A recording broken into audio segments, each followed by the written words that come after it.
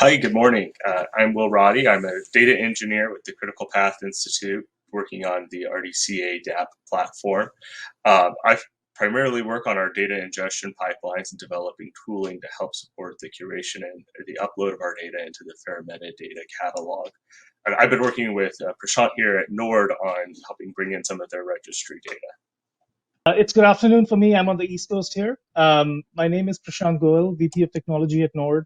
I've been with Nord for the last year and a half. I'm in charge of all IT-related functions at Nord, software, hardware, infrastructure.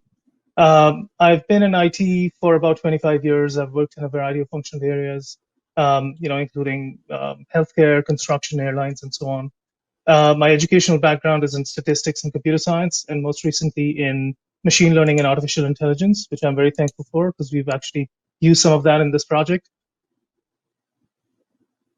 I'm happy to work with Will for the last. Thank you. Back to Will. Thank you.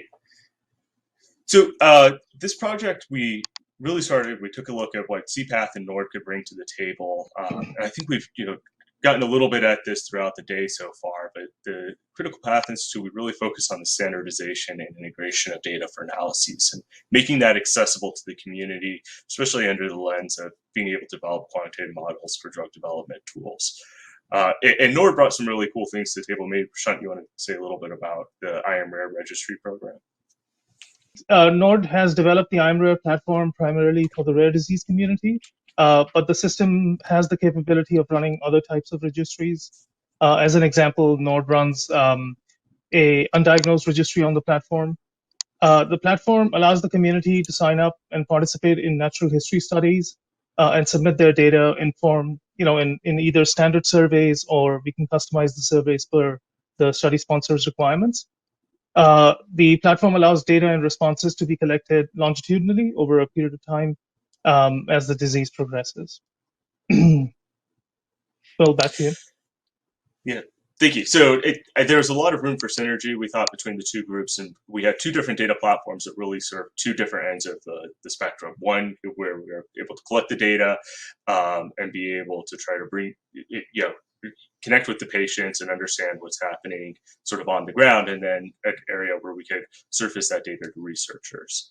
And so this sort of drove our project that Prashant and I have been working on, is kind of connecting the dots of those, where we really wanted to make the rare disease registry data discoverable and accessible to the key stakeholders, but we also wanted to make sure that we're securely transferring it and storing that data, that we were able to develop key metadata catalogs and reduce the burden of these data transfers, facilitate developing a pipeline that could exchange the data in a way that was using sort of modern technical practices and that could facilitate the standardization of a common data model, so that we could really reuse and repurpose a lot of these registry data and be able to extract the maximum value out of each one of them.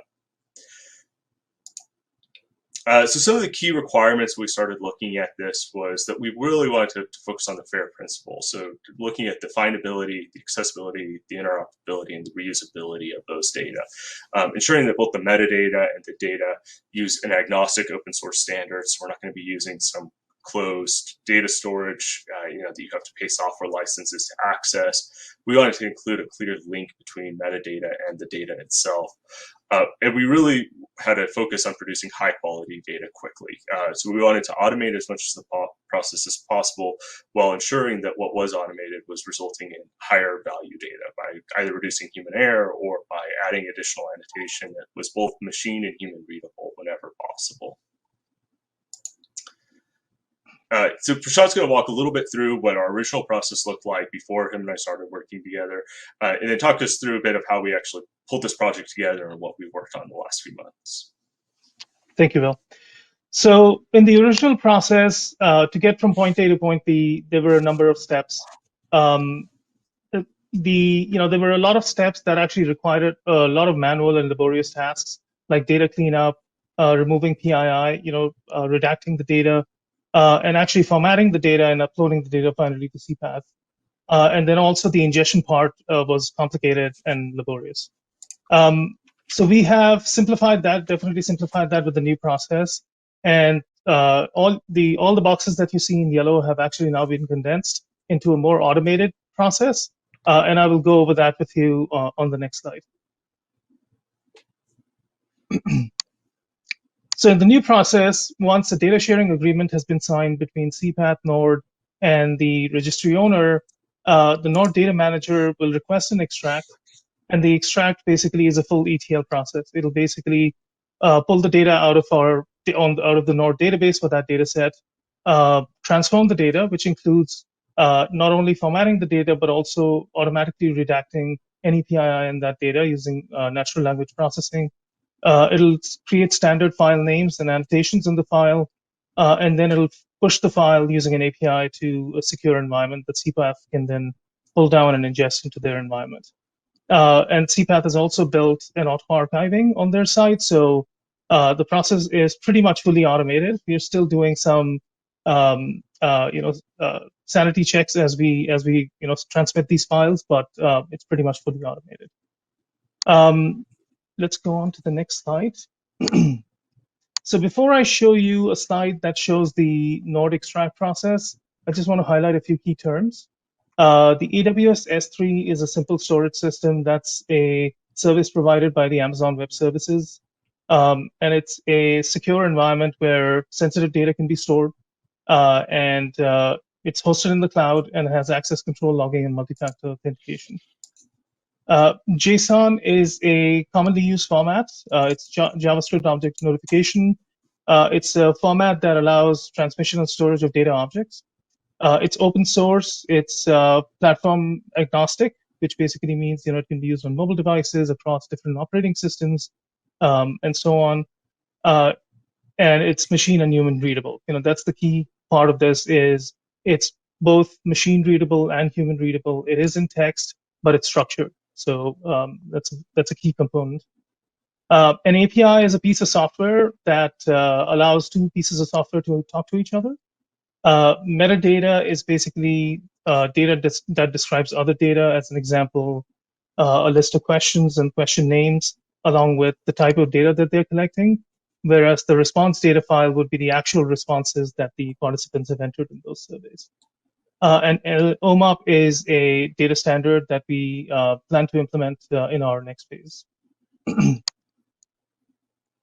So the node extract process, again, as I mentioned, the node data manager will simply request the extract. The extract process will pull the data from the node database registry, which is a relational database. The data will then be extracted and run through a transformation engine. The transformation engine takes the data, runs an auto-redacting, so it identifies any PII or PHI elements within that data using natural language processing, and then reformats the data into those JSON files that I previously mentioned. It creates two types of files for each data set. It creates a metadata file and a response file. The response file contains the actual answers to the surveys. And once those files have been created, it then loads the two files using an API to the Amazon S3, where c-path can then take ownership. Here I have just a simple example of how the redaction is working.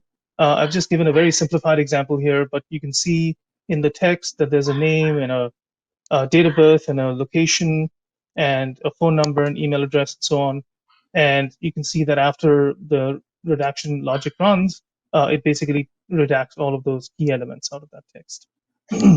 So this is what's happening for all open-ended questions and even for some of the drop-down and single select questions. Some of the key highlights here. The first is obviously it's a huge time saving. Previously, the data extracts were taking days, sometimes weeks to run. Now the process takes minutes, and that frees up personnel to do other tasks. The data quality is maintained because the process is repeatable. The process is reusable, so the data quality is maintained. There's less chance of human error. We are using the latest and greatest technologies, and so natural language processing has been implemented. And as those technologies become even better in the future, we will make sure that we are implementing those. And then the last is the file format. The file format is machine and human readable, allows for easy expansion and enhanceability in the future. And in the next phase, the plan is to start applying OMOP standards. Next slide as well. Yeah, thank you, Prashant. So kind of picking up the ETL, the pipeline process, at the end of that S3 bucket after Prashant delivers it to us. We take that data and it's pristine and copy it and set that off in an archive on its own before we do any other transformations to it. So we make sure that there's always a record of the original provenance that we could go back to at any time if we need to, if there's some corruption in the pipeline or something along those lines. And then that gets passed through a transformation process on our end where we transform both the source metadata and the data and load it into the RDCA-DAP. And there's a number of steps that go through that. Some of it's changing the structure a little bit. Other things have preliminary variable name standardization that's applied using some NLP. We take all of these components, we load a metadata database, we extract the data files and the flat files so they can be loaded into our FAIR database, and then we publish those through an API where we create the data set, catalog the dictionaries and tables with all of the annotated metadata, effectively done fairly straightforward. There's a little bit of work that our data managers will do to sort of verify that things are correct before they actually get published to external parties. But the process of getting it loaded and ready for the next API push is nearly entirely automated on our side.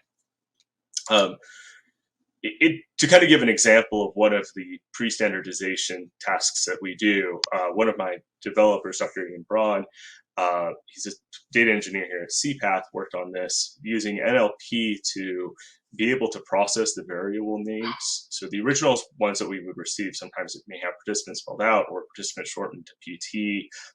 There may be additional kind of characters on the end like days instead of just day, or words like had, that aren't necessarily required for understanding the data itself and can add to additional work when we're trying to manipulate that data and later curate it to a standard. So doing this initial process sets us up to be able to map into other data models more easily, but it also makes it easier for an end user because we've standardized everything to look as similar as possible through an automated process. So this had a lot of similarities to what Nord experienced. We saw it taking weeks to be able to accomplish, down to a number of just hours and minutes to be able to actually apply.